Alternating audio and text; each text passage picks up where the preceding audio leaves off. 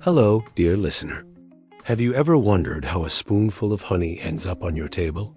That golden, glistening drop of sweetness that tastes like sunlight and wildflowers. It is more than just a treat. It's a miracle of nature, a story of teamwork, devotion, and tiny wings that never rest. Today, I'll take you on a journey, not through cities or oceans, but through petals and hives, through nectar and time. This is the story of honey. Imagine a quiet spring morning. The air is fresh and still, filled with the scent of blooming flowers. A field of wild clover sways gently in the breeze, waiting for the day's tiny visitors. Flowers don't just bloom for beauty.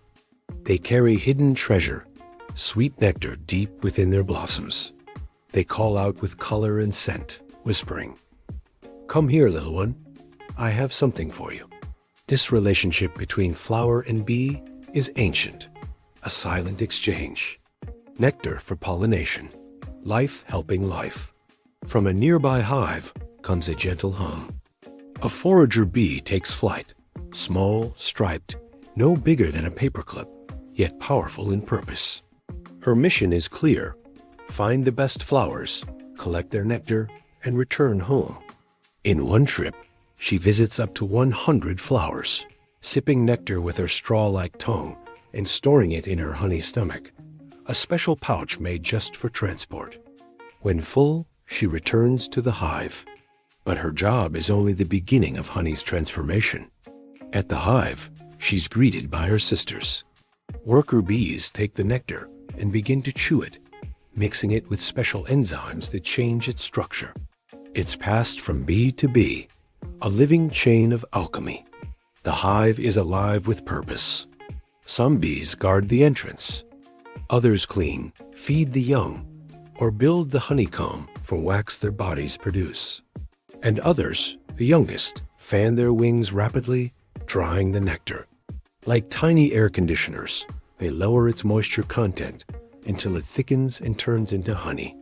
Once ready, the bees seal the honeycomb cell with a wax cap, locking it in like nature's own lid.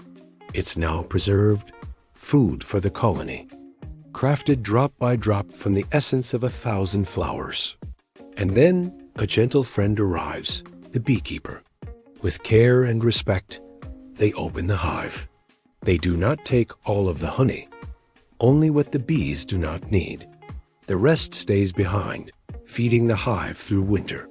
Carefully, frames of honeycomb are removed, each one heavy and golden. Back in the workshop, the honey is spun from the comb using a simple extractor. No boiling, no chemicals, just motion. The honey flows like liquid sunlight into glass jars. Nothing added, nothing removed. It is raw, it is pure, it is perfect. But honey is more than delicious. It is one of the oldest foods known to humanity. The ancient Egyptians used it in medicine. The Greeks offered it to the gods. In India, Ayurveda called it healing nectar. It is antibacterial, full of antioxidants, and it never spoils. Archaeologists once found a jar of honey in a 3,000-year-old tomb. It was still edible. Think about that. A food that outlives time. Honey is memory. Honey is medicine. Honey is a message from a flower, carried on wings, sealed in golden light. So next time you taste honey, pause.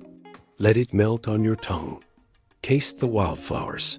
Imagine the meadows, the hum of bees, the quiet work of wings.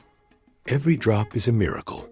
Every spoonful holds the labor of thousands of tiny lives. Not working for money, not for power, but simply because it is their way. Nature does not hurry, and yet everything gets done. Thank you for joining me on this golden journey. If you enjoyed this story, consider supporting your local beekeepers. Their work helps protect not only honey, but the health of our ecosystems and the future of our planet. Until next time, stay sweet. And remember, even the smallest creatures can create the most extraordinary gifts.